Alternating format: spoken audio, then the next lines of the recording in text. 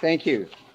For those of you who don't know me, I'm Don Boomgarden. I'm the president of St. Joseph's University.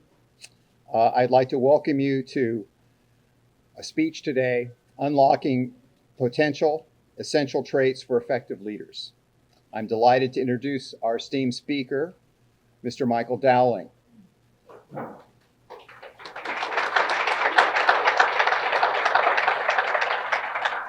Mr. Dowling is president and CEO of Northwell Health, the largest healthcare provider and private employer in New York State. Let me say that again. The largest healthcare provider and private employer in New York State.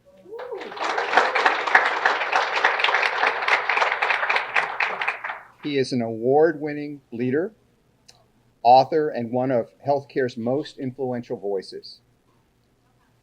As leader of Northwell Health for more than 22 years, Mr. Dowling oversees a clinical, academic, and research enterprise with a workforce of more than 89,000 and annual revenue of $19 billion.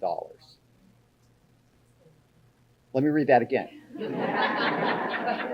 A workforce of more than 89,000 and annual revenue of $19 billion.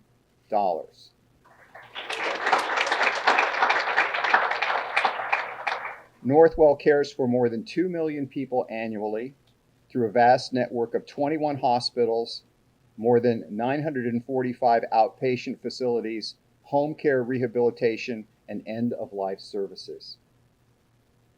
21 hospitals. So we brought Mr. Dowling here today to speak to you. He's primarily here for you students. Our mission here is to give you opportunities just like this. So I hope that you'll enjoy this wonderful moment to hear what Mr. Dowling has to say to you about his life, about how he became who he is, because once he was just like you. He was a young person looking for a goal in life, searching for something special. So this is an opportunity for you to see how to make that happen. And so without anything else to say, welcome Mr. Dowling.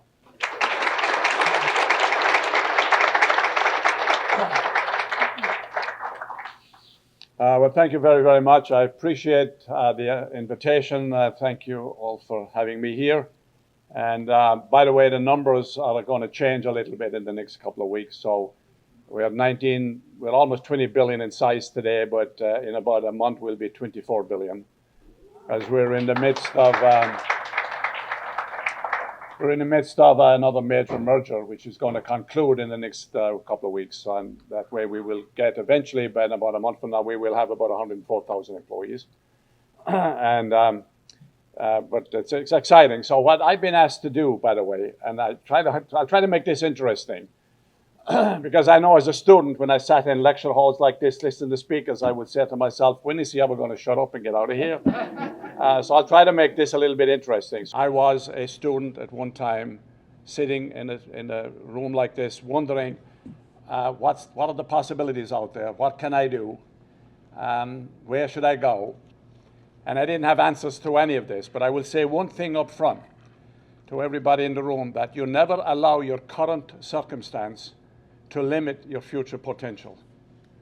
So wherever you are today is no predictor of where you can possibly be in the future, because everything is possible. I'm an optimist, and everything is possible. So let me start by giving you a little bit of my background. And I know we have a hard stop at 1:30 roughly, so I'll try to go through this relatively quickly, because this kind of a story could take a long, long time. But then again, you'll be walking out of here if I talk a long, long time. I grew up in Ireland, as you can probably gather.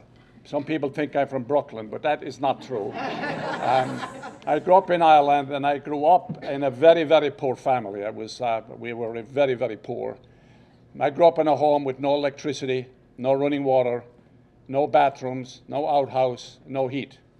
It had mud floors, mud walls, and a thatched roof. I was the oldest. My mother was completely deaf. My father was crippled with arthritis at the age of 40. There was not much materially that we had at all. And so I started working when I was about 8 years old, milking cows for local farmers. So when I milked cows for local farmers, my family got milk. It was a barter system. You didn't get paid, there was an exchange. So growing up in that environment, what were the lessons? And all of these are leadership lessons. One is that I got a very good understanding of what it was like not to have much, which in the business that we're all in the business I'm in, and this is the reason we do an awful lot of mission work all over the region and various underserved communities, because I do recall what it's like being in an environment when you had very little at your disposal. It was a struggle on a continuing basis just to find enough resource to eat. And so that was one lesson, that you should never forget where you come from. No matter how high up you eventually may go, keep your feet on the ground. And keep your ego in check and your feet on the ground. Because if you forget where you came from, you will lose something very, very important. The second lesson from that period was resilience. You got to deal with it. No matter how bad it is, you got to learn how to be resilient. Not to complain, not to whine, not to blame other people, but to accept the fact of where you are and deal with it. And that's true in the situations of those of us who have got to where we are today on a daily basis. Resilience is important, because you have to be able to deal with that which is uncomfortable, because if you can't, you ain't going to become a very good leader over time. So then, at age 16, I decided that I dreamed of going to college. It was my dream. I loved reading, I loved books, I loved studying, I still do.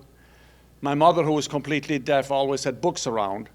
So I used to read Shakespeare as a kid. Remember, we had no television, we had no radio, so you read.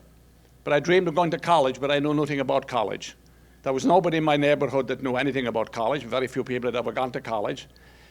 There was one person I knew that had a college degree, and he was a teacher, so I assumed that when you went to college, that the only thing you become was a teacher. I had no clue about the alternatives that were available in college back then. So I left home at the age of 16, and I went to England. And I worked in steel factories south of London. And I did it for two reasons: to put money aside so I could figure out how to go to college, and also to send money home to my mother every month. Or every 2 weeks it was actually, so that I could help out at home. Lesson with that is that you've got to take risk. I left by myself and I went to England. Risky. Did I know exactly what was going to happen when I got there? No. But if you are afraid of taking risk, it will be the biggest mistake of your life. Throughout your career, you'll have to take risk if you want to get ahead, and to be not afraid of taking risk. So then I come back from England, and I was lucky enough to get into college in Ireland, in Cork University in Southern Ireland. So I went to college, and I had enough money to pay the tuition for the first year in college, but I ended up having to work every other week. I'd work at college one week, and I'd work in construction the next week, which paid for the week prior, right? And during my time in college, I was very lucky because I got involved in student politics. I became the head of student council. What you learn there, how to be political. There is nothing worse than being a student president with students, right? But there is nothing better, because you learn how to deal with it. Because they scream at you, holler at you, and you learn how to take criticism, some of it legitimate, some of it completely illegitimate, but you learn how to handle it anyway, and you kind of suck it up and deal with it, right? The other benefit for me in college, though, I was a pretty good athlete. And I'm sure we have some athletes in the room. I ended up playing with college, and I ended up, advancing over time. I won some national championships and won college championships, but did national championships for other more senior teams. And what does sports tell you? Sports is a fabulous opportunity to give you leadership lessons. You learn the benefit of competition. If there's no competition, you don't get good. It's the same in business. It's the same in academia. You get good because the competition is as good as you, if not better, and you want to get better than the competition. It's a fabulous motivator. If you're a good athlete, a real good athlete, you want to play against the best athlete. If you're a good team, you want to play against the best team. You don't want to win against the worst team. You want to play against the best team so that it makes you better. So you learn the benefit of competition. I am very competitive as a person. At Northwell, I started out with one hospital, Northwell. Today, we're the largest player in New York, even though everybody taught us that there was no possible way we could ever do it. But the competitive spirit says, you're not going to tell me what I can't do. I'm going to do what I believe I can do, and I'm going to be very competitive at it. The other thing sports teaches you as a lesson, leadership lesson, is the benefit of teamwork. Because if you're on a team, it's about the team. It's not about you. It's about making the team work. It's about collaboration. It's about how you help your teammate. Teammate gets in trouble, you're there to help your teammate. It's about if you have an opportunity to score, but your teammate has a better opportunity to score, you pass the ball to the teammate, so he scores. It's about the team winning, not about you winning. That's very, very important as you move up your careers, whatever the career may look like. The other thing is that you learn how to handle winning. So you handle winning with decency. You don't gloat too much when you win, because you're not going to win all the time. You also learn the leadership lesson of losing, how you lose with respect and decency. I mentioned this at another meeting yesterday. You know, I'm a big rugby fan, and if you watch rugby, and the winning team always develops a guard of honor and claps the losing team off the field. And then the losing team creates a guard of honor and claps the winning team off the field. They may have beaten the crap out of each other for the past hour and a half, but they respect each other at the end of the game. So you learn the benefit of winning, the benefit of losing. So then I ended my first year in college in Ireland. I had to continue figuring out how to pay for the second year in college. And going back to England didn't work, staying in Ireland didn't work, so I came to the United States. I was just shy of 18, and I came to the United States by myself. And I didn't know anybody here. Again, you take some risk. I had heard about the United States, what a great place it was, the opportunities that might exist, and you take advantage of it. So I came here, and I got a job working on the docks, west side of Manhattan. So I worked on the docks. I worked on the docks for a number of years. And in the winter time, for the next 2 years, I would go back to Ireland to finish college and to play sports. But I worked on the docks for a number of years. Then I worked in construction for a number of years. Then I worked as a plumber, putting in bathrooms and sinks up in the Yonkers and the Bronx with a plumbing company. And lessons learned, all work has value. There is no such thing as a bad job. Every job is a learning experience. While I learned on the docks was extraordinary. I was working with a group of very tough individuals from all over the world in a very tough environment. It was a learning experience. It put money in my pocket, yes, but what I learned from the exchanges and the interactions and the relationships was pretty extraordinary. And you realize, I worked on the engine room of some boats, and I realized that while the captain up in the front of the boat guided the boat, I was controlling the boat from the engine room. So the person at the bottom of the totem pole is just as important as the person at the top, because he couldn't move the boat unless I worked on the engine room to make sure it worked. Okay? I'll come back to that point about this again in a little bit. Then I decided to continue my education. I had graduated from Ireland, continue my education, so I went to Fordham University. I got a master's at Fordham. And what I learned there was the absolute benefit of continuing education. You are never going to know as much as you need to know. You should have a hunger for education. a hunger to know, hunger to learn, an inquisitiveness where you're always asking the question, what else? What's next? What more can I learn? It's about never being completely satisfied. Because no matter how much you learn, there is still more.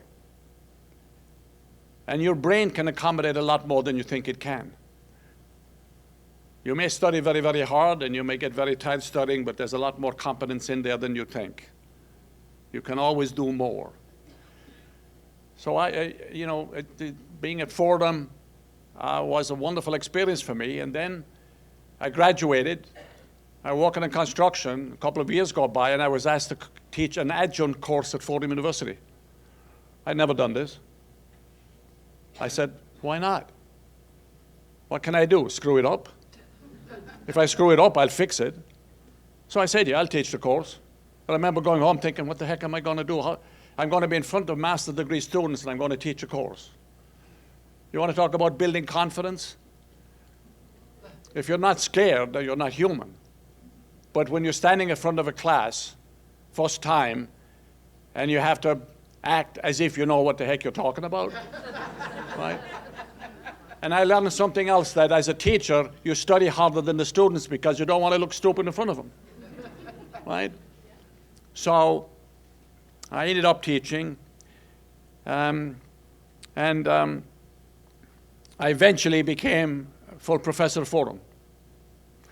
I was pursuing a doctorate at Columbia. I eventually became assistant dean at Fordham. I remember, not too many years prior, I was in a rural area in Ireland milking cows, wondering if I could ever go to college. And wondering, is there ever a way to afford it? Which is why I said at the very beginning, you never limit what it is you think you can do. So then I was at Fordham, and you get a lucky, life is about lucky breaks. You never do anything completely by yourself. You take advantage of the people around you that give you the openings and give you the inspiration, give you a little piece of advice. It's not about just listening to a lecture where you learn something. It's about what you say as you walk down the hallways here and somebody mentions something to you that you just trigger something in your brain that allows you to think a little bit differently about something. So I was at Fordham when Mario Cuomo became governor of the state of New York. Now, I had never been involved in politics. I did not know the governor, had never met him. But like any new administration, whether it's the White House, the mayor's office, the governor, the local supervisor here, they're always looking for people when they take over the administration. They're looking for people to take on new roles. So I got a call saying, would you be interested in going for an interview for a possible job in government? I had never really thought about it much, but I said, why not? What can I lose? I will learn by going for the interview. I will learn something. At least if I have no interest in it, by the questions they'll ask me, I will learn something. So go for the interview. Take a shot. It's like if a door opens, always say to people, if a door opens, walk through it, because you never know what's on the other side. So I said, okay, I went for the interview. I went for a couple of interviews, and they finally offered me a job. An interesting piece of the story, I was living in Astoria, Queens. I go home to the apartment, having said I'd accept the job in government, but I had never asked where was the job. You do stupid things. Some people think you're smart. No, we're not that smart. We learn from stupid things. Every stupid thing is a learning experience. So I go home, I sit down, and realize that the job I had just said yes to was in Albany, New York. And I'm sitting there thinking, I don't have a car. I've only been to Albany once. How the heck do I get to the job? But, important lesson. If I had thought about where the job was before I said yes, I would have said no. And if I had said no, it would have been the biggest mistake of my life. But after I said yes, I now had to figure out how to do it. So now my focus was on, how do I get to Albany? How do I do this? So I commuted for 4 years from New York to Albany. Okay? And I eventually got promoted, constantly promoted. I became the top guy for the governor. I was the head of Health and Human Services of the state of New York. I was the deputy secretary and chief advisor to the governor, and I was commissioner of social services for the state of New York. I oversaw all health and human services. I was there when the AIDS epidemic started. I was there when we opened up the AIDS Institute. I was there when crack showed up on the streets of Manhattan. I remember the first meeting on crack. I ended up going into crack houses with a bulletproof vest. Mental health, education, I had a responsibility over it all. The governor did me a great favor, which is what I try to do with kids, the younger people these days. You learn fast when you're put into the deep end of the pool. You may not know how to swim, but somebody throws you into the deep end, you'll learn how to swim pretty fast. Right? So most of what he gave me to do, I had no clue how to do it, but I learned pretty quickly. So he had faith in me that he thought, and he had more faith in me than I had in myself, that he knew I had the ability to do it, and therefore he threw me into it, so I figured out how to do it. If you'd asked me about any of the stuff I was supposed to have responsibility for before I took it on, I knew very little about it, but I learned. So don't stand back and say, I don't know it, therefore I can't do it. Or I'm afraid to do it because I don't know as much about it. Just go do it. I'm a big believer in dive in. And if you don't make it, what do you learn? You learn how to fail, which helps you the next time around so you can succeed. So I was in government for 12 years. You learn a couple of things. You learn about the underbelly of society. You learn about all of the things that are out there in the communities that people try to admit doesn't exist. Because the only things that come to you when you work in government are all the bad things that nobody else can solve. You don't ever get anything good. Most stuff comes to you is what other people, other institutions in society can't fix. Drug addiction, alcoholism, unemployment, crime, on and on, etc. You learn about how to deal with multiple constituencies. We live in a mosaic of constituencies. You do it as president of a college like here. Different constituencies. How do you manage the different constituencies? Because every constituency is different. They have their uniqueness. You've got to figure out how to compromise. You learn the politics of decision making. It's not about just your point of view. It's about what you're going to give to the other person with the other point of view so you can reach a compromise. If you're just stuck and you're only concerned about your own viewpoint and your own ideology and your own position and you're not about to give any of it, you're not going to get a compromise from the other side. Because if they feel the same way, it's this. You don't get this. Okay? You also learn about how to deal with the media, the press. Because outside my office in Albany, when I was with the governor, sitting outside my office every day were at least 20, 25 reporters. Wherever you went, reporters followed you. I used to do press conferences every morning at 11 o'clock with the governor. One morning, I'm walking down from the governor's office with the governor to the press conference. There were more reporters in the room, like this whole side of this auditorium, like we're all reporters. And the governor, on the way down the hall, he said to me, "You do the press conference today. I'm going to sit in the front row." I said, "So what the heck were you going to talk about?" He said, "You figured it out." What? I had 10 feet to figure it out. I stood behind a microphone and I made up something. It makes you feel comfortable behind a microphone, right? I did it. Came across okay, but it's kind of awkward, you know, when you're here and the governor is right there looking at you, and you're trying to figure out what the hell am I supposed to talk about, because I didn't know what he was going to talk about. And then you open up to the reporters and they ask you every kind of a stupid question, and then you got to make sure you give them the position, never answer their question, but make them think that you're answering their question, right? And so, which is another lesson, by the way, with reporters. If you ever deal with them, they're always trying to catch you. You know, there's good reporters and bad reporters. It's getting worse these days, of course, with social media and everything. We didn't have that in those days. It was a little easier because we didn't have, you know, the craziness of social media. But anyway, you learn about the press. And then I left there after 12 years. I ended up in the insurance business for a period of time. And then I was recruited to come to North Shore University Hospital. I came in. There was one hospital. We were just about to do a relationship with a second hospital, which was Glen Cove. And I came in. That was the first merger I worked on. And then we started to build a health system. We were the first to create a health system in New York, in Northeast United States, actually, and the first in New York. And today, as you've heard, we have 21 hospitals today. As of the end of next week, we'll have 28 because of that other merger that we are doing, et cetera. We'll have about 1,100 ambulatory sites We're a huge academic teaching place, huge research place, etc.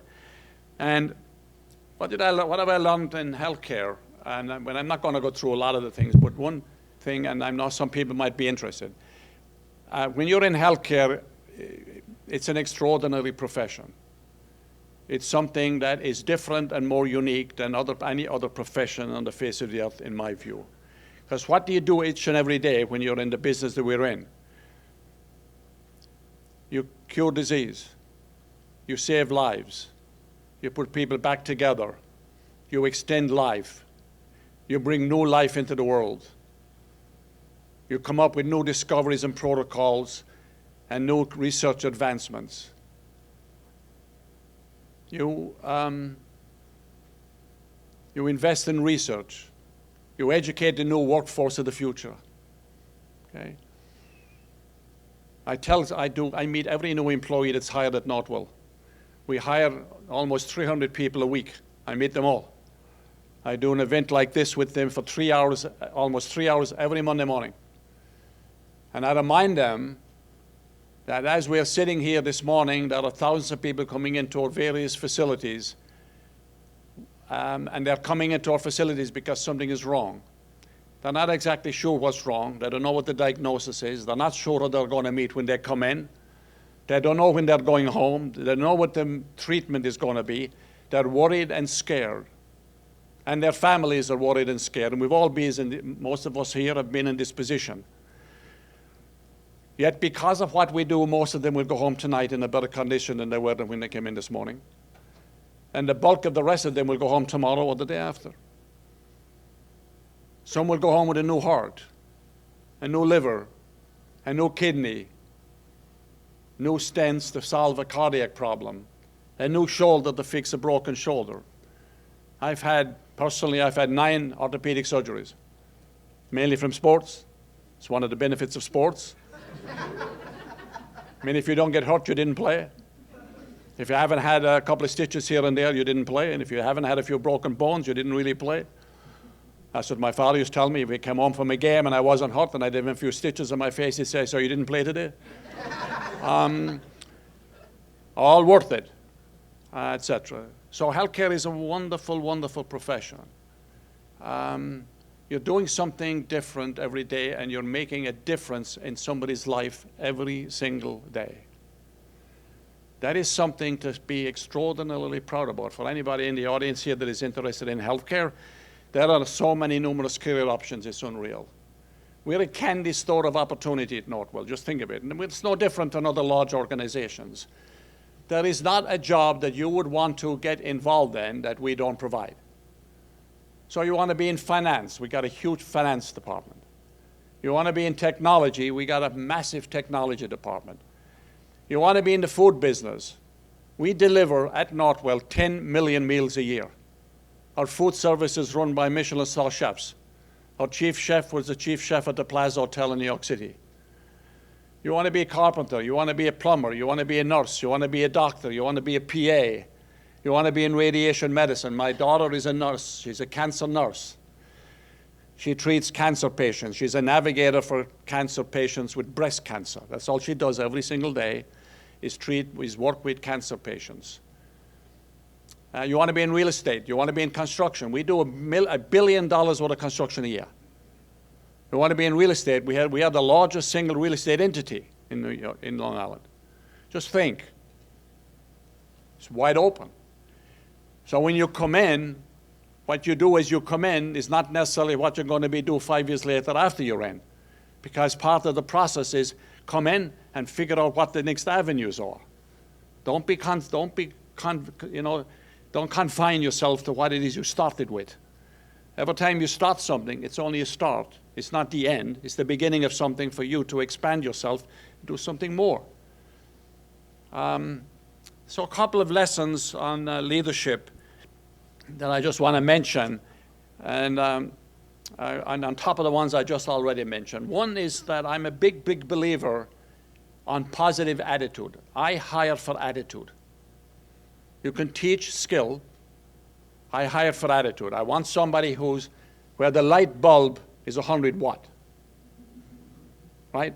Bright-eyed, interested, inquisitive, want to do more, positive, excited. The world is good. No matter, despite what's happening around us sometimes, it's good and we can make it better. The power of positive thinking, optimism.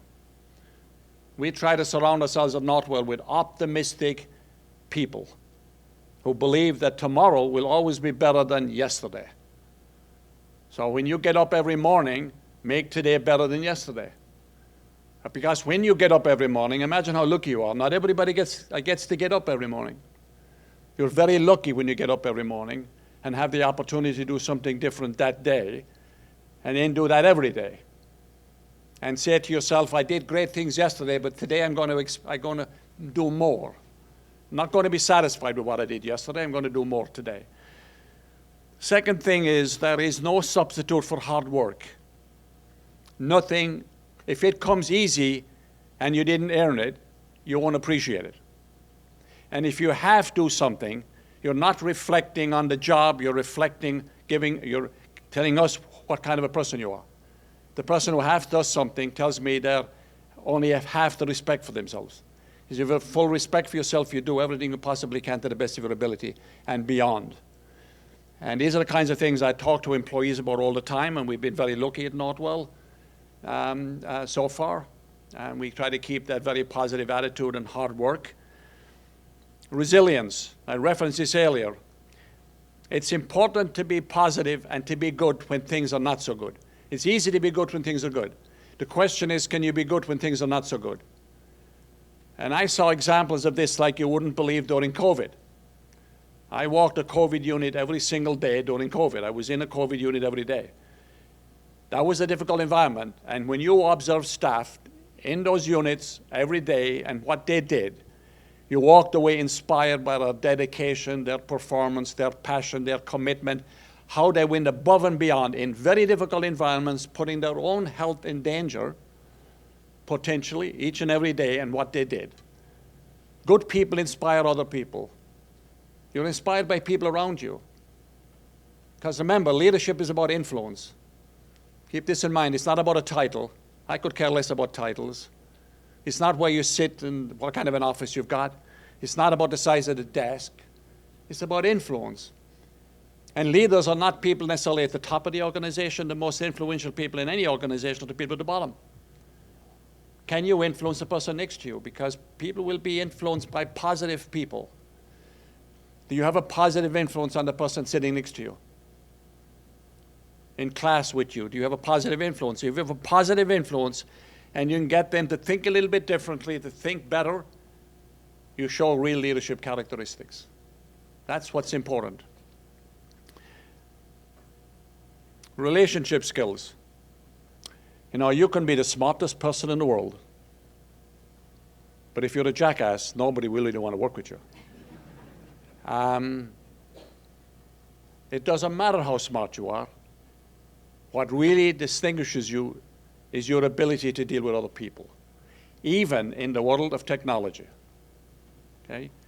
Relationships, the power of eye contact, the power of a handshake, the power of a smile, the power of being next to somebody, the power of making other people feel good who are around you. Because if you want to become a leader, you have to have followers. Followers follow people that have a vision, that are good to deal with, that are positive and optimistic. We put a huge emphasis on relationships. We do so many meetings with staff all the time. Like I take out, and I did it Monday night, I took out 50 employees to dinner. I take 35 employees out to dinner, frontline employees out to dinner every single month. I meet with physicians and with staff every morning at 6:30 for breakfast. Not in the office, in a diner. By the way, if anybody wants to know where all the diners are that open up at 6 in the morning, I can tell you. And why do I do it in a diner? Because when you sit with a cup of coffee with somebody in a diner, people loosen up. They relax. They're more comfortable. In an office, it's a little bit too formal. I hold very few meetings in my office. We hold meetings, lunch meetings with employees. Tomorrow morning, we have a large meeting with a large group of physicians, relationship building, network building, et cetera, et cetera. People want to walk away thinking, that was a good person I was just with. That's a person who cares. That's a person who's got a positive attitude. That's a person I want to be with again. If you're a leader and somebody says, I don't ever want to be with that person again, right? You're not going to be a leader too long, right? A couple of other things. Always aim high. And I talk to people about this all the time. If you aim low, you go low. Aim high. If you aim high, you'll go further than you ever thought you could. You may never get to where you'd want to go necessarily, but you'll get much closer. I mean, as a kid, I wanted to go to college. I wanted to help my family at home. I wanted to do everything possible to take the next job and take on more responsibility. I didn't know what those roles were going to be. I never, ever, ever thought I would be CEO of a health system. I didn't know what a health system was. I didn't even know what a CEO was when I grew up. I had no clue, right? So things open up. Chapters in your life open up. And when they open up, stay focused, good relationship skills, as I said, be positive, and the door opens. And when the door opens, don't be afraid to walk through. Take some risk. Learn from failure. Churchill had a wonderful phrase, he said, and a wonderful quote. He said, success is going from failure to failure without a loss of enthusiasm. Because you learn from every failure, and we fail all the time. I fail every day. We've made massive mistakes, but we recover from them. Because if you're afraid to make a mistake, you'll never be successful. People are afraid to do something in case it won't work. Do it. If it doesn't work, you can fix it. But by learning, remember, you don't fail when you lose. You fail when you quit. If you quit, you fail. And if you have a failure and then I say, I quit, I don't want to try it again, you're going downwards, you're going backwards. So always aim high. For kids in the room here, kids, students, adults in the room, just think of up here, where do I want to be? I remember when I came to the United States, I know nobody here, but I kind of had this vision. I kind of looked over the horizon and I said, there has to be something better over there than is here. And I'm often I'm a history buff, so I'm often thinking of the people in the wagon trains, many of you know this history, that were in wagon trains with mules. Now, mules are tough animals. I grew up with mules. Stubborn as a mule? Believe me, a mule is stubborn. A mule does what a mule wants to do. A donkey is different. But I remember, when we go back to those kids in the wagon train, they go west in the wagon, then they hit the Rockies, right? And their view was there has to be something better beyond. And they kept going. Right? Imagine what they were thinking about back then. So whenever you think life is very difficult, it's all relative. Think of a situation where things are so much more difficult. I tell employees on Monday morning, sometimes when I answer questions for about an hour from employees, and I say to them, if you have a bad day today, and you think your life really is bad, before you leave today, and you work in the hospital, take a slow walk to the cancer unit of the Children's Hospital, and then tell me whether your day is bad or not. Everything is relative. You don't have a bad day compared to what? Okay? Your days are good. You guys are lucky people, so lucky. Your days are good. So there's a little bit sometimes too much complaining. I'm not talking about you, but I'm talking generically. People complain a little bit too much. There's a little bit too much whining. There's a little bit too much playing the victim. Oh my God, I mean, it's somebody else's fault, anybody else's fault. Your future is determined by your decisions, not by your circumstance. It's the decisions you make, because every single day you're at a crossroads. You can go left, you can go right, you can go straight ahead. What decision do you want to make? You all know this. Who you hang out with makes the difference. Who are your friends? When I have parents saying to me, my kid is going to a college with 30,000 students, and they're worried about how big the class is and how big the school is. It doesn't matter. It's irrelevant. It's who the kid hang out. Who are the 10 people he hangs out with, if he has 10 friends? That's the group that you worry about, not the 30,000 people hanging all over the place. You're never going to come in contact with them. So you help your make the right decisions. A couple of other things. Be a team player. I mentioned this earlier. Teams win, and nobody succeeds just by themselves. And I would say we're in a world of technology. All of you guys are probably very, very adept at technology. I'm not. I'm a little bit of a dinosaur. I don't even use a computer. My daughter thinks I'm like from another age. She's probably right. I understand technology. I can talk about it. And technology has wonderful benefits, and this is a challenge for all of us now in healthcare and every other industry. But don't ever allow technology, as much as you maximize it, to substitute for the human element, to substitute for the human contact, for the relationships. Be expert at both. If you're only expert in technology and you can't relate, you ain't going to be a leader. It's the combination of both. It's balancing the two. And that's more challenging in your world than it was in mine, because we didn't have technology, right? We didn't have to, I mean, when I was in government, we had no iPhones. Life was a little easier. I didn't have to worry about who was watching me when I went out at night. I could go some places and nobody knew where I was. Today, everybody knows where you are. They're listening to you all the time.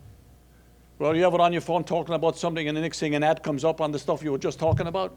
And you sit there thinking, who the hell is listening to me? Right? Right? Happens all the time. So your world is a little bit more complicated, but the opportunities are so much greater, and you stopped out with a much better base. So absolutely. And a couple of other quick things, and then I think I'll end it, is that leadership is about influence, as I said before. It's not about a title. Helping to build a positive culture in an organization is important. Culture is the most important. Learning how to communicate. I had a great benefit as a kid when I was in elementary school, where the teacher forced all of us every week to speak publicly in front of the class. Give us a topic and say, stand up and talk about it. Learn how to communicate, right? How to get an audience, how to keep an audience attention, how to entertain an audience. The danger with communication is believing it has occurred. You tell somebody something, and you think they understood what you just said. That's a danger. You get repetition. That's why advertising repeats, right? So communication is important. Take every opportunity you can to stand in front of a podium and speak. It is an essential element of leadership, is to being able to communicate. In various ways. There are many modes of communication, but I'm a big believer in doing things personally, because I think being in contact, being together is very, very, very important. And I'll end with this. Think long term. You're all students. You may be thinking about next year, your exams, next spring. Think long term. Where do you want to be 5 years from now? Where would you desire to be 5 years from now? And I would say aim high, then think 10 years out. But have patience. Things take a long time. I was asked once in a small group with employees where I said, what would you like to be doing in the future? And somebody said to me, I'd like to be a CEO like you. But she said to me, the trouble is it'll take me a long time. I said, well, how long do you think it's going to take you? She said, a long time, 7 years. I said, oh, wonderful. And then she said, well, by the way, how long did it take you? I said, not that long, 40. Right? Take the long view. Right? Along the way, you go like this. Take the long view. And look at things in a very positive way. Look at, you're all very lucky. Your families are supporting you. Be close to family. Family is important. Believe in family. Always remember family. They created the foundation. Some people forget. Don't forget. Because at the end of the day, despite all of the stuff, the thing that will sustain you will be those closest to you, your family and your friends. When everybody else walks away, they'll be around. So keep that in mind. So take a very positive view, look at things. And somebody once said, David Thoreau said, and a wonderful phrase, he said, if you change the way you look at things, the things you look at change. So look out to the future. And it's a wonderful world out there, despite some ups and downs. But you can make it. Leadership is about managing the present, selectively forgetting the past, and creating the future. So go forward. Someday, many of you will be standing behind the podium as a CEO, telling other people about what it is you think they should be doing. So it's been my privilege to be here for half an hour, so I want to thank you so much, and all the best. Thank you, guys.